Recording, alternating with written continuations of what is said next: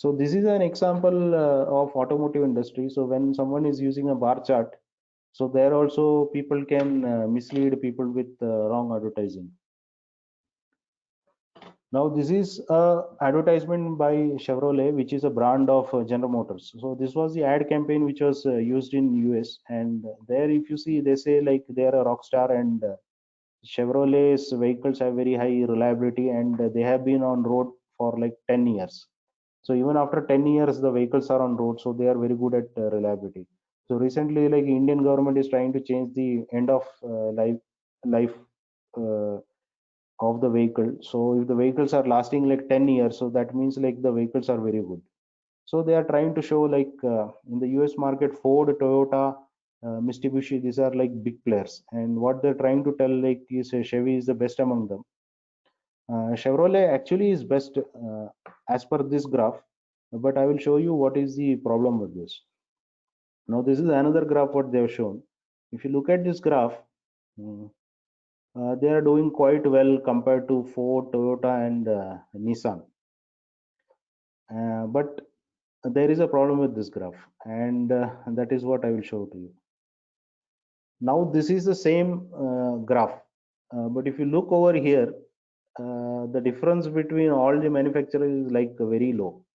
So if I go and buy a Ford or a Toyota also, it doesn't make much difference. The reason why this is happening is if you look at the scale what they have used. So this graph doesn't start from zero, but it starts from 95 percentage. When you are plotting between 95 to 100, the difference between the manufacturers get amplified.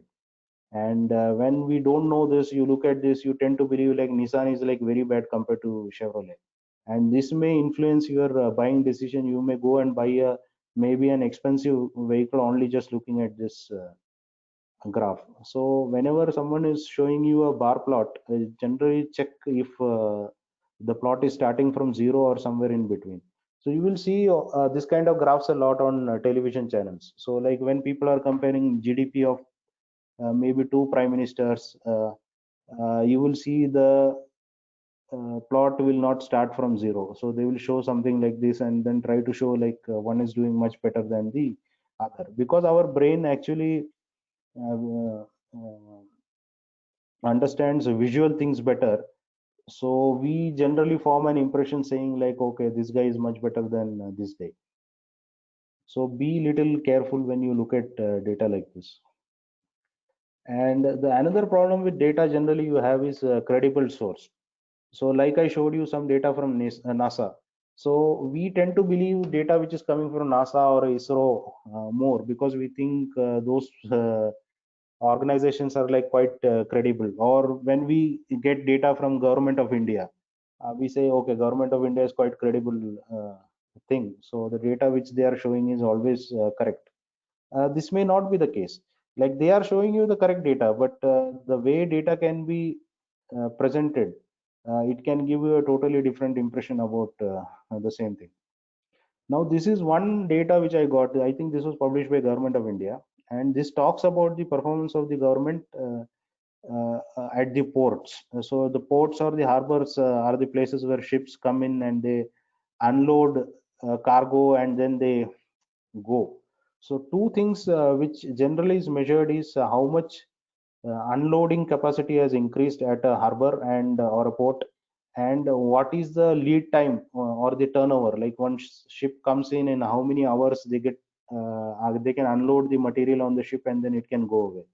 So one is your capacity of the harbor should increase every year, and other thing is your turnover time or turnaround time should reduce. So this is something which they measure and then they try to show the efficiency of port or of the government. Now this is what is shown for one particular year, maybe 2015, 16, and 2016, 17. So what they're trying to say is this is the weight or the ton of material which was getting unloaded a year before, and this is what has got unloaded the next year.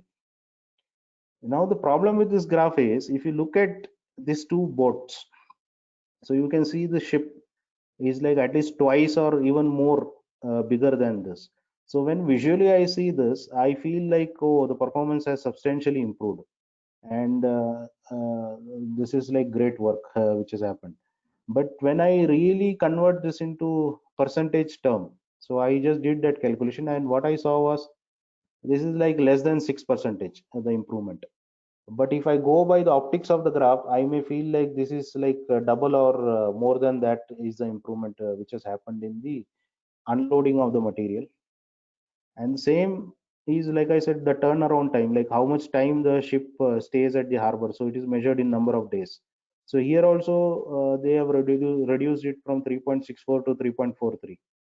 Now this also, if you look at the anchor in this plot, this is like much bigger than what it was.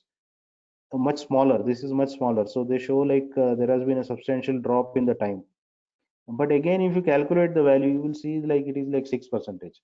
So 6% improvement is good. But when someone looks at the graph, so generally when someone will present you this graph, they will not put this 6% over there.